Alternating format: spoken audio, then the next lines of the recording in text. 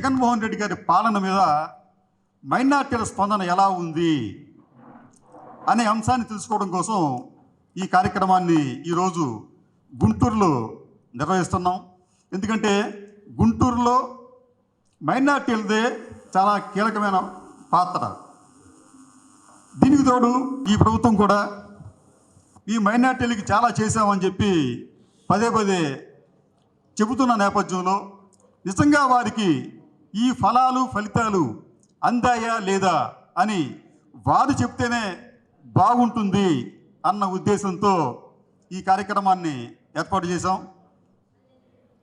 నిజానికి జగన్మోహన్ రెడ్డి గారి ప్రభుత్వం గత 55 నెలలుగా మైనార్టీలకు సుమారు 29,000 కోట్ల రూపాయల వరకు కూడా వారి సంక్షేమానికి ఖర్చు చేసినట్టుగా స్వయంగా జగన్మోహన్ రెడ్డి గారు చెప్పారు. ఇది కాకుండా వారికి మిగతా అన్ని రకాల పథకాలు కూడా వర్తిస్తున్నాయి. దీంట్లో నగదును నేరుగా బదిలీ చేసే కార్యక్రమాలు కూడా అనేకం ఉన్నాయి. జగన్మోహన్ రెడ్డి గారి ప్రభుత్వం గత 55 నెలలుగా ఏం చేసింది అనేది ఒక్కసారి సింహావలోకనం చేసుకుందాం. జగన్మోహన్ రెడ్డి గారి ప్రభుత్వం అధికారంలోకి వచ్చిన వెంటనే కోవిడ్ మహమ్మారి యావత్ భారతదేశాన్ని యావత్ ప్రపంచాన్ని అతలాకుతలం చేసింది. ఫలితంగా సుమారు 2 సంవత్సరాల పాటు ఆర్థిక వ్యవస్థలన్నీ కూడా ప్యారలైజ్ అయిన సందర్భం అది. అయితే ఇటువంటి ఉపద్రవాన్ని నుంచి కూడా చాలా వేగంగా కోలుకున్న రాష్ట్రం ఏదైనా ఉందంటే అది భారతదేశంలో ఒక్క ఆంధ్రప్రదేశ్ మాత్రమే. ఎందుకంటే భారతదేశంలో ఈ కోవిడ్ తర్వాత కూడా అత్యధికంగా అభివృద్ధిని నమోదు చేసిన రాష్ట్రం ఆంధ్రప్రదేశ్. దాదాపు 16.25% జిఎస్డిపి గ్రోత్తో 2020-21 సంవత్సరంలో ఈ ప్రభుత్వం ఒక ఘన విజయాన్ని సాధించిందని చెప్పాలి. ఆ సంవత్సరంలో భారతదేశంలో మరే రాష్ట్రం కూడా ఇంత అభివృద్ధిని సాధించలేదు. ఈ అభివృద్ధితో పాటు అనేక పారిశ్రామిక యూనిట్లు నెలకొల్పడం, కొత్తగా ఇంజనీరింగ్, కొత్తగా మెడికల్ కళాశాలలు ఏర్పాటు చేయటం, వీటన్నిటికీ తోడు ఒక అద్వితీయమైన విషయం ఏంటంటే జగన్మోహన్ రెడ్డి గారి ప్రభుత్వం గత 55 నెలలుగా పేదలకు, నిరుపేదలకు మధ్యలో ఎటువంటి దళారులు లేకుండా సుమారు 2,50,000 కోట్ల రూపాయలు 2,50,000 కోట్ల రూపాయలు వారికే నేరుగా అందజేసింది. అంతేకాకుండా మరో 1,50,000 కోట్ల రూపాయలు అంటే దాదాపు మొత్తం కలిపి అంటే డైరెక్ట్గా కానీ ఇండైరెక్ట్గా కానీ దాదాపు 4 లక్షల కోట్ల రూపాయలు పేదలకు అందించిన ప్రభుత్వం భారతదేశంలో మరొకటి లేదు, కేవలం జగన్మోహన్ రెడ్డి గారి ప్రభుత్వమే. మనం అనుకోవచ్చు యూపీ చాలా పెద్ద రాష్ట్రం, అట్లాగే మహారాష్ట్ర, ఇవేవి కూడా ఈ 55 నెలల్లో వారు చేసింది 1,50,000-2 లక్షలు మించి లేదు. ఒక్క ఆంధ్రప్రదేశ్లో మాత్రమే జగన్మోహన్ రెడ్డి గారి ప్రభుత్వం 4 లక్షల కోట్ల రూపాయల నగదును సంక్షేమ పథకాలకు అందించింది.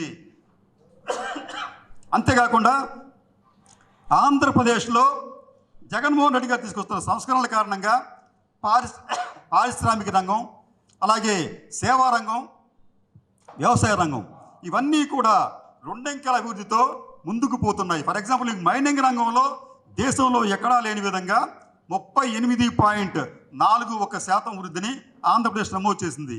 అలాగే నిర్మాణ రంగానికి వచ్చేటప్పటికి 26.75%, మత్స్య రంగంలో 25.92%, పారిశ్రామిక రంగంలో 25.58%, తయారీ రంగంలో 24.84%, ఆతిథ్య రంగంలో 22.7%, సర్వీస్ సెక్టర్లో 18.9%, వ్యవసాయం దాని అనుబంధ రంగాల్లో 14.5% అభివృద్ధిని సాధించింది. అయితే ఈ ఆంధ్రప్రదేశ్ ఇంత అభివృద్ధి సాధిస్తున్నప్పటికీ కూడా ప్రతిపక్షాలు, వారికి అనుబంధంగా ఉన్న మీడియా మాత్రం నిరంతరం అసత్యాలతో రాష్ట్రంలో ఏమీ లేదు, అభివృద్ధి లేదు అని చెప్పే ఒక ప్రయత్నం చేస్తోంది. అది పచ్చి మోసం, దగ. ఎందుకంటే ఆంధ్రప్రదేశ్లో ఈ రోజున నిరుద్యోగ శాతం కేవలం 4.1 మాత్రమే. భారతదేశంలో నిరుద్యోగం అతి తక్కువగా ఉన్న రాష్ట్రాల్లో ఆంధ్రప్రదేశ్ ఒకటి. అంతేకాకుండా గత ఏడాది దాదాపు 16 లక్షల మంది కొత్త ఉద్యోగులు పిఎఫ్ ఖాతాలను ప్రారంభించారు. అంటే 16 లక్షల మందికి ఉద్యోగాలు లేకపోతే వారి పిఎఫ్ ఖాతాలు ఎక్కడ వస్తాయి? కాబట్టి ఏంటంటే ఈ ప్రతిపక్షాలు మీడియా కూడా అభూత కల్పనలు అసత్యాలతో ప్రజలను మోసం చేసే ప్రయత్నం చేస్తున్నారేమో అనిపిస్తుంది. అది నిజమో కాదో ఇప్పుడు మీరు చెప్పవలసిందిగా కోరుతూ ఈ కార్యక్రమాన్ని మన మిత్రులు గురువు గారు ఏసీ కాలేజ్ మాజీ ప్రిన్సిపల్ శ్రీ పోలే ముత్యం గారిని ఈ కార్యక్రమాన్ని నిర్వహిస్తూ ముఖ్యంగా వక్తలందరూ కూడా 5 నిమిషాలకు మించకుండా చెప్పాల్సిన విషయాన్ని స్పష్టంగా చెప్పవలసిందిగా కోరుతున్నామండి. ఆంధ్రప్రదేశ్ అనేది మనందరిది. జగన్ గారు ముఖ్యమంత్రే కావచ్చు, కానీ ఆయన ఏ ఒక్క వర్గాన్ని కాకుండా అన్ని వర్గాల వారికి సమన్యాయం చేసే దిశగా అనేక చర్యలు తీసుకున్నారు. దాంట్లో భాగంగానే మైనార్టీలకు కూడా పెద్దపీట వేసినట్లుగా గణాంకాలు పథకాలు చెబుతున్నాయి. మీకు ఇంత చెప్పినట్టు జగన్ గారి పాలనలో నేరుగా నగదు బదిలీ మైనార్టీలకు 29,000 కోట్ల రూపాయలు జరిగింది ఈ 55 నెలల్లో. అంతేకాదండి, నేను గమనించింది ఏంటంటే బహుశా మీరు తర్వాత దాన్ని మీరు కూడా చెప్పొచ్చు, నిజమో కాదు, ఈ 55 నెలల్లో మైనార్టీలకు చెందిన అంటే వక్ఫ్ బోర్డు ఆస్తులు కానీ చర్చి ఆస్తులు కానీ బలవంతంగా ఎవరైనా ఆక్రమించుకున్నట్టు కానీ అన్యాక్రాంతమైనట్టు కానీ ఎక్కడా కూడా పెద్దగా కేసులు నమోదు కాలేదు. అంతకుముందు ఎప్పుడు ఇదే గోల, మా చర్చ ఆస్తులు ఎవరు ఆక్రమించారని చెప్పి కలెక్టర్ గారికి అర్జీ పెట్టడం, వక్ఫ్ బోర్డు ఆస్తులు పోయినాయి అని చెప్పి ఇంకొకరికి కంప్లైంట్ చెప్పడం, అవి చాలా చాలా తరచుగా వచ్చేవి. కానీ ఈ 55 నెలల్లో అటువంటి ఆరోపణలు నిజానికి చాలా తక్కువగా ఉన్నాయి. బహుశా మీరు ధృవీకరించాలంటే అవునో కదా మీరు చెప్పాలి, అది చాలా తక్కువ జరిగినాయండి. రెండోది, ఈ మైనార్టీలకు సంబంధించి వారి సంక్షేమం గురించి కూడా ఇందాక మీరు చెప్పినట్టు ఈ ఇమాములకు 10,000 రూపాయలు, మౌజమ్స్కి 5,000 రూపాయలు, పాస్టర్స్కి 5,000 రూపాయలు గతంలో ఇచ్చిన సందర్భం లేదు. బహుశా ఈ ప్రాతిపదికన భారతదేశంలో ఏ రాష్ట్ర ప్రభుత్వం కూడా మైనార్టీలకు ఇటువంటి రెగ్యులర్గా పారితోషికం ఇస్తున్న రాష్ట్రం మరొకటి లేదు. కాబట్టి ఏంటంటే ఈ మైనార్టీల గురించి చెప్పాలంటే ఈ పాలన అనేది ఒక స్వర్ణయుగంగా మారిందేమో అనిపిస్తుంది. ఎందుకంటే అక్కడ కూడా అంటే మైనార్టీల్లో కూడా పేదరికం అనేది తగ్గింది. కాబట్టే ఈ రోజున ఆంధ్రప్రదేశ్లో పేదరికం కేవలం 4% నమోదయ్యింది. కేవలం 4% అంటే చాలా తక్కువ ఉండేది. జగన్మోహన్ రెడ్డి గారు రాకముందు అది దాదాపు 8% ఉండేది. అంటే సగానికి సగం పేదరికం తగ్గింది. దానికి కారణం ఈ సంక్షేమ ఫలాలు అని చెబుతూ ఈ కార్యక్రమాన్ని ఉద్దేశించి మన షేక్ మస్తాన్ వలీ గారు, వారు గుంటూరు జిల్లా నూర్ భాషా సంఘం ఉపాధ్యక్షులు. షేక్ మస్తాన్ వలీ గారు గుంటూరు జిల్లా నూర్ భాషా సంఘం వైస్ ప్రెసిడెంట్. ఒక విషయం ముక్తాయింపుగా ఒక విషయం చెప్పాలనుకుంటున్నానండి. ఈ సదస్సులో 99.9% మంది మైనార్టీలు వారే ఎక్కువగా మాట్లాడారు. వారందరూ కూడా ఈ ప్రభుత్వ పాలన పట్ల తమకు పూర్తి సంతృప్తి ఉంది, ఈ ప్రభుత్వం తమకు మేలు చేస్తోంది అనే భావన వ్యక్తం చేశారు.